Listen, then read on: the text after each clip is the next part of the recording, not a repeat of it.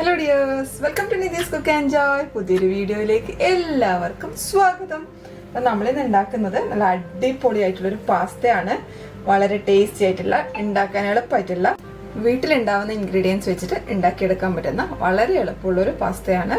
ഇതിൽ പഞ്ചസാര ചേർക്കുന്നത് ടേസ്റ്റ് ബാലൻസിനാണ്. അതുപോലെ ഞാനിവിടെ കാശ്മീരി ചില്ലി ചേർത്തത് കുട്ടികൾക്ക് അതാണ് എരിവ് കുറഞ്ഞിട്ട് കഴിക്കാൻ അതാണ് നല്ലത് എന്നുള്ളതുകൊണ്ടാണ്. നിങ്ങൾ എരിവ് നല്ലോണം കഴിക്കുന്ന ആൾക്കാരാണെങ്കിൽ നിങ്ങൾക്ക് അതിന് പകരം നോർമൽ ചില്ലി പൗഡർ യൂസ് ചെയ്യാം. എരിവുള്ള മുളക് പൊടി ഇതിപ്പോൾ ഒരു മൈൽഡ് ആയിട്ടുള്ള എരിവേ ഉണ്ടാവുള്ളൂ. എരിവുണ്ടാവും, ഒട്ടും എരിവില്ലാത്തതല്ല, മൈൽഡ് ആയിട്ടുള്ള എരിവുണ്ടാവും. കാരണം നമ്മൾ പച്ചമുളക് ചേർത്തിട്ടുണ്ട്, കുരുമുളക് പൊടി ചേർത്തിട്ടുണ്ട്, അതുപോലെ തന്നെ മുളക് പൊടിയും ചേർത്തിട്ടുണ്ട്. അപ്പോൾ അതിൻ്റെ ഒരു എരിവ് എന്തായാലും ഉണ്ടാവും. അപ്പോൾ എല്ലാവരും ഇതൊന്ന് ട്രൈ ചെയ്ത് നോക്കണം. സബ്സ്ക്രൈബ് ചെയ്യാതെ ആരെങ്കിലും വീഡിയോ കാണുവാണെങ്കിൽ സബ്സ്ക്രൈബ് ചെയ്യണേ പ്ലീസ്.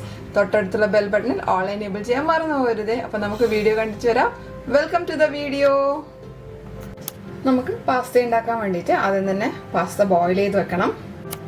അപ്പോൾ അതിന് വേണ്ടിയിട്ട് ഞാനൊരു പാൻ അടുപ്പത്ത് വെച്ചിട്ടുണ്ട്. സോസ് പാനാണ്. അതിലേക്ക് 4-5 കപ്പ് വെള്ളം ഒഴിച്ചു കൊടുക്കാം. ഇതൊന്ന് നന്നായി തിളക്കട്ടെ, അതുവരെ നമുക്കൊന്ന് വെയിറ്റ് ചെയ്യാം. വെള്ളം നന്നായി തിളച്ച് തുടങ്ങിയിട്ടുണ്ട്. അപ്പം നമുക്കിതിലേക്ക് കുറച്ച് ഉപ്പ് ചേർത്ത് കൊടുക്കാം. പാസ്തയ്ക്ക് ആവശ്യമായിട്ടുള്ള ഉപ്പ് ചേർക്കണം. വെള്ളത്തിൻ്റെ രുചി നോക്കിയിട്ട് ഉപ്പ് ചേർത്താൽ മതി. നിങ്ങൾ എത്ര വെള്ളം എടുക്കുന്നതിനനുസരിച്ചിട്ട്. ഈ സമയത്ത് ഉപ്പ് ചേർത്താൽ മാത്രമേ പാസ്തയിൽ ഉപ്പ് നന്നായിട്ട് പിടിക്കുള്ളൂ. അപ്പം അതുകൊണ്ട് ഈ സമയത്ത് എത്രത്തോളം ഉപ്പ് വേണോ അത് ചേർത്ത് കൊടുക്കണം. ഉപ്പിൻ്റെ രുചി നോക്കിയിട്ട് ഓക്കെ ആയതിനു ശേഷം നമുക്കിതിലേക്ക് 1 ടേബിൾ സ്പൂൺ ഓയിൽ ഒഴിച്ചു കൊടുക്കാം. നിങ്ങൾ ഏത് ഓയിലാണോ ഉപയോഗിക്കുന്നത് അത്, വെളിച്ചെണ്ണ വേണ്ട.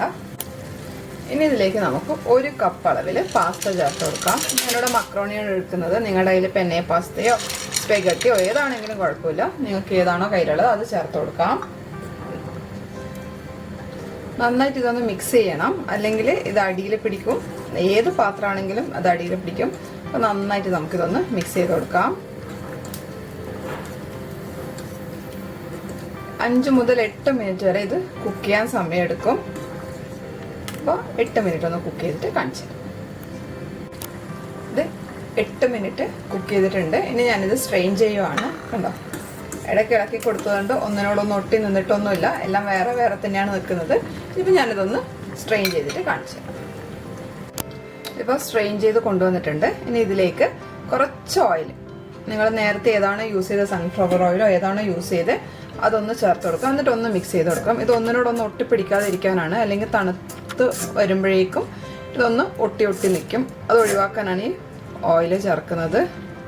നമുക്കൊരു കടായി ചൂടാക്കാൻ വെക്കാം. ഇതിലേക്ക് 2 ടേബിൾ സ്പൂൺ ഓയിൽ ഒഴിച്ചു കൊടുക്കാം. 2 ടേബിൾ സ്പൂൺ ഓയിൽ ഒഴിക്കുകയാണ്.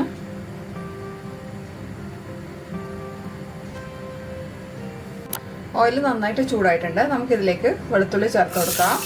3 വെളുത്തുള്ളി ചെറുതായി അരിഞ്ഞതാണ്. ഏകദേശം 1 ടീസ്പൂൺ വെളുത്തുള്ളി അരിഞ്ഞതുണ്ട്. 1/2 ടീസ്പൂൺ ഇഞ്ചി അരിഞ്ഞത് ചേർത്ത് കൊടുക്കാം. ഒന്ന് മിക്സ് ചെയ്ത് കൊടുക്കാം. 10-15 സെക്കൻഡ് മിക്സ് ചെയ്താൽ മതിയാവും. ഇതിലേക്ക് 2 മീഡിയം സൈസ് സവാള അരിഞ്ഞതും നന്നായി കൊത്തി അരിഞ്ഞതാണ്. 1 പച്ചമുളകും കൂടി ചേർത്ത് കൊടുക്കാം. സവാള ഒന്ന് നന്നായി വാടി വരുന്നത് വരെ നമുക്കൊന്ന് മിക്സ് ചെയ്ത് കൊടുക്കാം. സവാള ബ്രൗൺ കളർ ആവുമെന്ന് വേണ്ട, നന്നായിട്ടൊന്ന് വാടി ഒന്ന് സോഫ്റ്റായി കിട്ടിയാൽ മതി. മീഡിയം ഫ്ലെയിമിലിട്ട് നമുക്കിതൊന്ന് സോട്ടേ ചെയ്തെടുക്കാം. സവാള ഒന്ന് വാടി വന്നിട്ടുണ്ട്, കണ്ടോ. ഇനി നമുക്കിതിലേക്ക് പൊടികൾ ചേർത്ത് കൊടുക്കാം. 2 ടീസ്പൂൺ മുളക് പൊടി. ഞാനിവിടെ കാശ്മീരി ചില്ലി പൗഡറാണ് ചേർക്കുന്നത്. എരിവ് വേണ്ടുന്നവർക്ക് എരിവുള്ള മുളക് പൊടി ചേർത്ത് കൊടുക്കാം. 2 ടീസ്പൂൺ കാശ്മീരി ചില്ലി ചേർത്തിട്ടുണ്ട്. 1/2 ടീസ്പൂൺ പെരിഞ്ജീരകം, 1/4 ടീസ്പൂൺ മഞ്ഞൾപ്പൊടി. ഇത്രയും ചേർത്തിട്ട് നമുക്കൊരു മീഡിയം ഫ്ലെയിമിൽ ഒരു 30 സെക്കൻഡ് മുതൽ 1 മിനിറ്റ് വരെ നമുക്കിതൊന്ന് വഴറ്റി കൊടുക്കാം. അതിൻ്റെ ഒരു പച്ചമണമൊക്കെ ഒന്ന് മാറാൻ വേണ്ടിയിട്ടാണ്. ഇനി നമ്മൾ ഇതിലേക്ക് ചേർക്കുന്നത് ഒരു മീഡിയം സൈസ് തക്കാളിയാണ്, ചെറുതായി അരിഞ്ഞതാണ്. അതുപോലെ തന്നെ ഒരു മീഡിയം സൈസ് കാപ്സിക്കത്തിൻ്റെ പകുതിയാണ്. പിന്നെ ഒരു 1/4 കപ്പ് അളവിൽ ക്യാരറ്റും കൂടെ ചേർക്കുന്നുണ്ട്. കൂടെ നന്നായിട്ടൊന്ന് മിക്സ് ചെയ്തിട്ട് അടച്ചു വെച്ചിട്ട് കുറച്ച് സമയം, അതായത് നമ്മുടെ തക്കാളി ഒന്ന് നന്നായിട്ട് മഷിയാവുന്നത് വരെ നമുക്കൊന്ന് കുക്ക് ചെയ്തെടുക്കണം. തക്കാളി നന്നായിട്ട് ഉടഞ്ഞ് ചേരണം. നമുക്കിതൊന്ന് അടച്ചു വെച്ചിട്ട് മീഡിയം ടു ലോ ഫ്ലെയിമിലിട്ടിട്ട് തക്കാളി നന്നായിട്ട് ഉടഞ്ഞു വരുന്നത് വരെ നമുക്കൊന്ന് കുക്ക് ചെയ്തെടുക്കാം. ഇടയ്ക്കൊന്ന് തുറന്ന് ഇളക്കി കൊടുക്കണം കേട്ടോ. അടിയിൽ പിടിക്കാണ്ട് നോക്കണം. തക്കാളി നന്നായിട്ട് വെന്തുടയണം. എന്നാലും മാത്രമേ തക്കാളിയുടെ പുളിയൊക്കെ ഇറങ്ങി നമുക്ക് നല്ലൊരു ടേസ്റ്റ് വരുള്ളൂ. അപ്പോൾ ഇത് ഒന്നുകൂടെ അടച്ചു വെച്ചിട്ട് വേവിച്ചെടുക്കാം. തക്കാളിയൊക്കെ നന്നായി വെന്തുടഞ്ഞിട്ടുണ്ട്. ഇനി നമുക്കിതിലേക്ക് 3 ടേബിൾ സ്പൂൺ ടൊമാറ്റോ സോസ് ചേർത്ത് കൊടുക്കാം. നന്നായിട്ടൊന്ന് മിക്സ് ചെയ്യാം. ഇനി നമുക്കിതിലേക്ക് 1/2 കപ്പ് നല്ല തിളച്ച വെള്ളം ഒഴിച്ചു കൊടുക്കാം. ഇത് നന്നായി ഇളക്കിയിട്ട് നമുക്കിതിൻ്റെ ഉപ്പ് നോക്കാം. സോസ് ചേർക്കുന്നത് കൊണ്ട് നമ്മൾ ഇതുവരെ ഉപ്പ് ഇട്ടിട്ടുണ്ടായിട്ടില്ല. ഇനി നമ്മൾ സോസും കൂടെ ചേർത്തതിന് ശേഷം ഉപ്പ് നോക്കിയിട്ട് ആവശ്യത്തിന്, അതായത് ഈ ഗ്രേവിക്ക് ആവശ്യമുള്ള ഉപ്പ് മാത്രം നമുക്ക് ചേർത്ത് കൊടുക്കാം. പാസ്ത നമ്മൾ ഓൾറെഡി ഉപ്പിട്ട് വേവിച്ച് വെച്ചതാണ്. ഇതിലേക്കൊരു 1/4 ടീസ്പൂൺ ഉപ്പ് ചേർക്കുന്നുണ്ട്. ഒന്ന് ഇളക്കിയിട്ട് ഒന്നുകൂടെ ഒന്ന് ഉപ്പ് നോക്കണം. ഒരു 1/4 ടീസ്പൂണോടെ ഉപ്പ് ചേർക്കുവാണ്. ഇത് നന്നായി തിളച്ചിട്ടുണ്ട്. നമുക്കിതിലേക്ക് ഒരു 1/4 ടീസ്പൂൺ ഗരം മസാല ചേർത്ത് കൊടുക്കാം. 1/4 ടീസ്പൂൺ മാത്രം ചേർത്താൽ മതി, അധികം ചേർക്കരുത്. ഒന്ന് ഇളക്കി കൊടുക്കാം. ഇനി നമ്മളിതിലേക്ക് നേരത്തെ വേവിച്ച് വെച്ച പാസ്ത ചേർക്കുവാണ്. നന്നായിട്ടൊന്ന് ഇളക്കി യോജിപ്പിക്കാം. പാസ്തയുടെ മസാലയൊക്കെ ഇതിൽ ഫുള്ളായിട്ട് നന്നായിട്ട് പിടിക്കണം.